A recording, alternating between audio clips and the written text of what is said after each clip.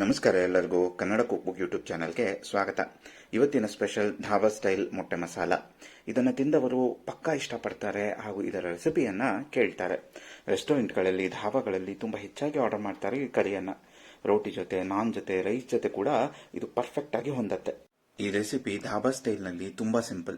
ಯಾವಾಗಲೂ ನೀವು ಮನೆಯಲ್ಲಿ ಮಾಡ್ಕೊಳ್ಳುವಂತಹ ಎಗ್ ಕರಿ ಬದಲಾಗಿ ಈ ರೆಸಿಪಿಯನ್ನ ಪ್ಲಾನ್ ಮಾಡಿ, ಈ ರೆಸಿಪಿಯನ್ನ ಟ್ರೈ ಮಾಡಿ ಹೇಗೆ ಬಂತು ಅಂತ ನಮಗೆ ಕಮೆಂಟ್ ಮಾಡಿ ತಿಳಿಸಿ. ಜೊತೆಗೆ ಈಗಲೇ ನಮ್ಮ ಕನ್ನಡ ಕುಕ್ ಯೂಟ್ಯೂಬ್ ಚಾನಲ್ ಅನ್ನ ಸಬ್ಸ್ಕ್ರೈಬ್ ಮಾಡ್ಕೊಳ್ಳಿ. So let start. ಮೊದಲಿಗೆ ಒಂದು ದೊಡ್ಡ ಗಾತ್ರದ ಈರುಳ್ಳಿ, 3 ಮೀಡಿಯಂ ಗಾತ್ರದ ಟೊಮ್ಯಾಟೊ, 3 ಒಣಮೆಣಸಿನಕಾಯಿ, 1/4 ಕಪ್ ಬೆಳ್ಳುಳ್ಳಿ, ಅರ್ಧ ಇಂಚು ಶುಂಠಿ, 2 ನೆನೆಸಿದ ಬಾದಾಮಿ ಎಲ್ಲವನ್ನ ಒಂದು ಮಿಕ್ಸಿ ಜಾರಿಗೆ ಹಾಕಿ ಹೀಗೆ ಪೇಸ್ಟ್ ಮಾಡಿ ಇಟ್ಕೊಳ್ಳಿ. ಈಗ ಈ ಮಸಾಲಾ ಬೇಸ್ ಅನ್ನ ತಯಾರಿಸಿಕೊಳ್ಳೋಣ.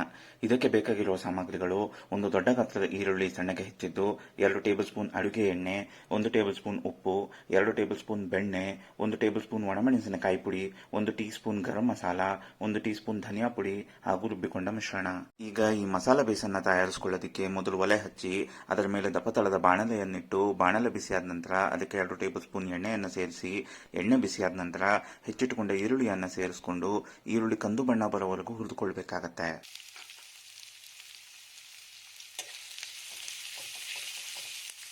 ಹೀಗೆ ಈರುಳ್ಳಿಯನ್ನ ಪೂರ್ತಿಯಾಗಿ ಕಂದು ಬಣ್ಣ ಬರೋವರೆಗೂ ಹುರಿದುಕೊಂಡ ನಂತರ ಬಾಣಲೆಗೆ ರುಬ್ಬಿಟ್ಟುಕೊಂಡ ಮಸಾಲೆ ಮಿಶ್ರಣವನ್ನು ಸೇರಿಸಿಕೊಂಡು ಇದರಿಂದ ಹಸಿ ವಾಸನೆ ಹೋಗೋವರೆಗೂ ಹುರಿದುಕೊಳ್ಳೋಣ. ನೆನಪಿಡಿ, ನಾವು ಇಲ್ಲಿ ಮಸಾಲೆ ಮಿಶ್ರಣವನ್ನ ಹಸಿಯಾಗಿ ರುಬ್ಬಿಕೊಂಡಿದ್ದೇವೆ. ಆದ್ದರಿಂದ ಈ ಮಸಾಲೆಯನ್ನ ಅದರ ಹಸಿ ವಾಸನೆ ಹೋಗಿ ಎಣ್ಣೆ ಬಿಡೋವರೆಗೂ ಹುರಿದುಕೊಳ್ಬೇಕು. ಈಗ ಬಾಣಲೆಗೆ ಉಪ್ಪು, ಗರಂ ಮಸಾಲ, ಒಣಮೆಣಸಿನಕಾಯಿ ಪುಡಿ, ಧನಿಯಾ ಪುಡಿ ಜೊತೆಗೆ ಬೆಣ್ಣೆಯನ್ನ ಸೇರಿಸಿಕೊಂಡು ಈಗ ಗ್ಯಾಸ್ ಫ್ಲೇಮ್ ಅನ್ನ ಪೂರ್ತಿಯಾಗಿ ಲೋ ಮಾಡಿ ಈ ಮಸಾಲೆಯನ್ನ ಹುರಿದುಕೊಳ್ಳೋಣ. ಈ ಸ್ಟೆಪ್ ತುಂಬಾನೇ ಮುಖ್ಯವಾದದ್ದು. ಗ್ರೇವಿಯ ರುಚಿ ನಾವು ಇಲ್ಲಿ ಈ ಮಸಾಲೆಯನ್ನ ಎಷ್ಟು ಹುರಿದುಕೊಂಡಿದ್ದೇವೆ ಅನ್ನುವುದರ ಮೇಲೆ ಅವಲಂಬಿಸಿರುತ್ತದೆ. ಈ ಗ್ರೇವಿ ಎಣ್ಣೆಯನ್ನ ಬಿಟ್ಟ ನಂತರ ಗ್ರೇವಿಯ ರುಚಿ ನೋಡಿ. ಗ್ರೇವಿನಲ್ಲಿ ಈ ಮಸಾಲೆ ಪದಾರ್ಥಗಳ ಹಸಿತನದ ವಾಸನೆ ಇದ್ದು ಜೊತೆಗೆ ಮಸಾಲೆಯ ಕಹಿತನದಿಂದ ಕೂಡಿದ್ದರೆ ಮಸಾಲೆ ಇನ್ನು ಬೆಂದಿಲ್ಲ ಎಂದರ್ಥ. ಗ್ರೇವಿಯ ರುಚಿ ನೋಡಿ. ನಿಮ್ಮ ರುಚಿಗೆ ಅನುಗುಣವಾಗಿ ಉಪ್ಪು ಬೇಕಿದ್ದಲ್ಲಿ ಉಪ್ಪನ್ನು ಸೇರಿಸಿಕೊಳ್ಳಬಹುದು, ಖಾರ ಬೇಕಿದ್ದಲ್ಲಿ ಖಾರದ ಪುಡಿಯನ್ನು ಸೇರಿಸಿಕೊಳ್ಳಬಹುದು. ಒಲೆಯ ಫ್ಲೇಮ್ ಅನ್ನ ಲೋನಲ್ಲೇ ಇಟ್ಟು ಪಕ್ಕದಲ್ಲಿ ಬೇಯಿಸಿಕೊಳ್ಳೋಣ. ಈಗ ಮೊಟ್ಟೆಯನ್ನ ಈ ಮಸಾಲೆಗೆ ಪ್ರಿಪೇರ್ ಮಾಡಿಕೊಳ್ಳೋಣ. ಇದಕ್ಕೆ 6ರಿಂದ 8 ಮೊಟ್ಟೆಗಳನ್ನು ತೆಗೆದುಕೊಂಡು ಬೇಯಿಸಿ ಮೊಟ್ಟೆಯ ಸಿಪ್ಪೆಗಳನ್ನು ತೆಗೆದಿಟ್ಕೊಳ್ಬೇಕು. ಹೀಗೆ ಸಿಪ್ಪೆಗಳನ್ನು ತೆಗೆದ ಮೊಟ್ಟೆಗಳನ್ನು ಚಾಕುವಿನ ಸಹಾಯದಿಂದ ಹೀಗೆ ಕಟ್ ಮಾಡಿಟ್ಕೊಳ್ಬೇಕಾಗತ್ತೆ. ಹೀಗೆ ಕಟ್ ಮಾಡಿಟ್ಕೊಳ್ಳಿಲ್ಲ ಅಂದ್ರೆ ಮುಂದೆ ಮೊಟ್ಟೆಗಳನ್ನು ಉರಿಯುವಾಗ ಸಿಡಿಬಹುದು. ಹೀಗೆ ಸೀಳಿಕೊಂಡ ಮೊಟ್ಟೆಯ ಜೊತೆ ಅರ್ಧ ಟೀ ಸ್ಪೂನ್ ಅರಿಶಿನ, 1 ಟೀ ಸ್ಪೂನ್ ಖಾರದ ಪುಡಿ, 1 ಟೀ ಸ್ಪೂನ್ ಉಪ್ಪು, 1 ಟೇಬಲ್ ಸ್ಪೂನ್ ಅಡುಗೆ ಎಣ್ಣೆಯನ್ನು ತೆಗೆದಿಟ್ಕೊಳ್ಳೋಣ. ಒಂದು ನಾನ್ ಸ್ಟಿಕ್ ಪ್ಯಾನ್ಗೆ ಅಡುಗೆ ಎಣ್ಣೆಯನ್ನು ಸೇರಿಸಿಕೊಂಡು ಅದು ಬಿಸಿಯಾದ ನಂತರ ಬೇಯಿಸಿಟ್ಟುಕೊಂಡ ಮೊಟ್ಟೆಯನ್ನು ಸೇರಿಸಿಕೊಳ್ಳೋಣ. ಹೀಗೆ ಎಲ್ಲ ಮೊಟ್ಟೆಗಳನ್ನು ಸೇರಿಸಿಕೊಂಡು ಮೊಟ್ಟೆಯ ಮೇಲ್ಪದರ ಕೆಂಪಾಗೋವರೆಗೂ ಹುರಿದುಕೊಳ್ಬೇಕಾಗತ್ತೆ. ಹೀಗೆ ಎಲ್ಲ ಮೊಟ್ಟೆಗಳ ಮೇಲ್ಪದರ ಕೆಂಪಾದ ನಂತರ ಪ್ಯಾನಿಗೆ ಅರಿಶಿನ, ಖಾರದ ಪುಡಿ, ಉಪ್ಪನ್ನು ಸೇರಿಸಿಕೊಂಡು ಸ್ವಲ್ಪ ಹೊತ್ತು ಬಾಡಿಸ್ಕೊಳ್ಳೋಣ.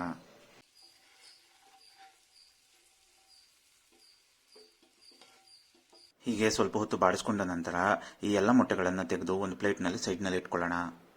ಪಕ್ಕದಲ್ಲೇ ಬೇಯ್ತಾ ಇದ್ದ ಗುಜ್ಜಿಗೆ 1 ಕಪ್ ನೀರನ್ನು ಸೇರಿಸಿಕೊಂಡು ಬಾಡಿಸ್ಕೊಳ್ಬೇಕಾಗತ್ತೆ.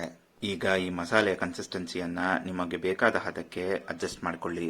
ಹೀಗೆ ಈ ಮಸಾಲೆಯನ್ನ ಪೂರ್ತಿಯಾಗಿ ಕಲಸಿಕೊಂಡ ನಂತರ ಈ ಮಸಾಲೆಯೊಳಗೆ ಒಂದೊಂದಾಗಿ ಮೊಟ್ಟೆಯನ್ನು ಸೇರಿಸಿಕೊಳ್ಳೋಣ. ಮೊಟ್ಟೆಗಳನ್ನು ಸೇರಿಸಿಕೊಂಡು ಗ್ಯಾಸ್ ಫ್ಲೇಮ್ ಅನ್ನು ಹೈ ಮಾಡಿ ಸ್ವಲ್ಪ ಹೊತ್ತು ಹುರಿದುಕೊಳ್ಬೇಕಾಗತ್ತೆ. ಹುರಿದುಕೊಂಡ ಮಸಾಲೆಯ ಮೇಲೆ ಬೇಕಾದಲ್ಲಿ ಕೊತ್ತಂಬರಿ ಸೊಪ್ಪನ್ನ ಸೇರಿಸಿ ಬಾಣಲೆಯ ಮುಚ್ಚಳವನ್ನು ಮುಚ್ಚಿ ಗ್ಯಾಸ್ ಫ್ಲೇಮ್ ಅನ್ನ ಹೈನಲ್ಲಿರಿಸಿ ಬೇಯಿಸಿಕೊಂಡ್ರೆ ರುಚಿಯಾದ ಧಾಬಾ ಸ್ಟೈಲ್ ಎಗ್ ಮಸಾಲ ತಿನ್ನಲು ರೆಡಿ. ನೋಡಿ, ಈ ಎಗ್ ಮಸಾಲ ಬಾಯಿನಲ್ಲಿ ನೀರು ಊರೋ ಹಾಗಿದೆ. ನೋಡೋದಕ್ಕೆ ಇಷ್ಟು ಚೆನ್ನಾಗಿದೆ, ಆದರೆ ತಿನ್ಬೇಕಾದ್ರೆ ಇನ್ನೂ ಚೆನ್ನಾಗಿತ್ತು. ಈ ರೆಸಿಪಿ ನಿಮ್ಗೆ ಇಷ್ಟ ಆಯ್ತಾ?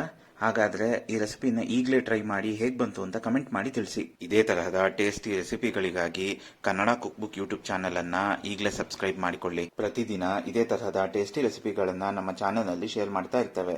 ಈ ವಿಡಿಯೋವನ್ನು ನೋಡಿದ್ದಕ್ಕೆ ಧನ್ಯವಾದಗಳು.